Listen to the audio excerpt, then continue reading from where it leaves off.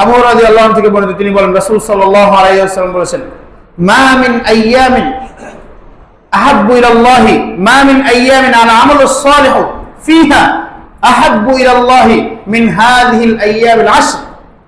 এমন কোন দিন নেই যে আল্লাহ রাব্বুল আলামিনের নিকট এই 10 দিনের ইবাদতের চেয়ে অত্যন্ত প্রিয়।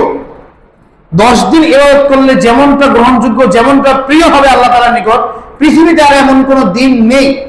সাহাবায়ে কেরাম জিজ্ঞাসা করেন, ইয়া রাসূলুল্লাহ ওয়ালাল জিহাদু ফি সাবিলিল্লাহ, জিহাদও কি না? মানে জিহাদ এটা একটা আমল, এই আমলটাও কি এই 10 দিনের আমলের চেয়ে গুরুত্বপূর্ণ না? আল্লাহ রাসূলুল্লাহ জিহাদও না, ইল্লা তবে জিহাদ দুইটা অবস্থা হয় জিহাদের। একটা হচ্ছে হয় জিহাদ করে সে শহীদ, নয় জিহাদ করে সে গাজী। জিহাদ করে সে ফিরে আসবে, অথবা জিহাদ করতে যায় সে কি হবে? শহীদ হবে। আল্লাহ রাসূল বলছেন যে ইল্লা তবে ওই ব্যক্তির উদাহরণ ভিন্ন, যে ব্যক্তি